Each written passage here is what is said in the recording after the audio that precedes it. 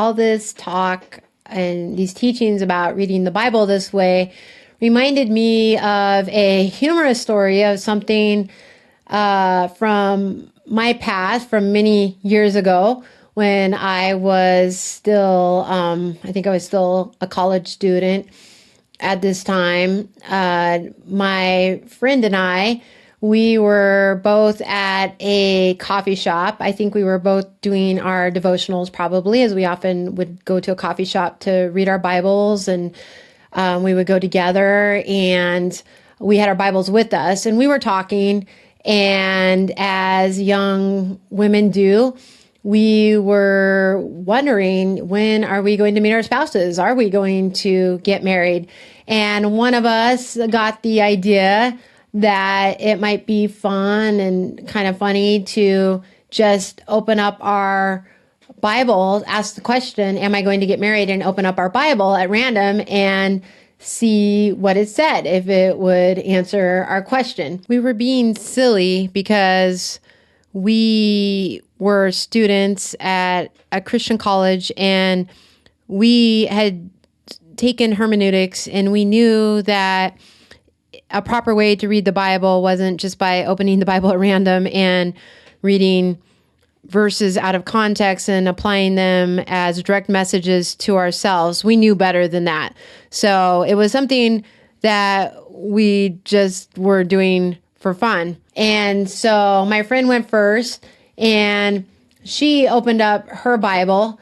And as I recall, so she just opened it up and put her finger on the page. And the first verse it landed on, as I recall, was Ezekiel 37:19, which reads, "This is what the sovereign Lord says. I am going to take the stick of Joseph, which is in Ephraim's hand, and of the Israelite tribes associated with him, and join it to Judah's stick. I will make them into a single stick of wood, and they will become one in my hand." So our eyes got really big, as you can imagine. We thought that of all the verses that she could have randomly opened up her Bible to, and to land on this one, that was quite a coincidence, that it seemed to be one that answered a question about whether she would get married or not, because it was talking about two sticks becoming one, like man and a wife coming together and becoming one in marriage. And so we just thought, wow, that was pretty crazy. And so then I opened up my Bible to see what it would say about whether I would get married or not.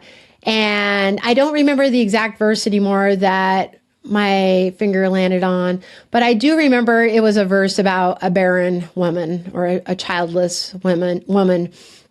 And again, our eyes got really big. It again seemed like more than a coincidence that of all the verses I could possibly land on in the Bible, again, it would seem to maybe address my question about whether I would get married or not.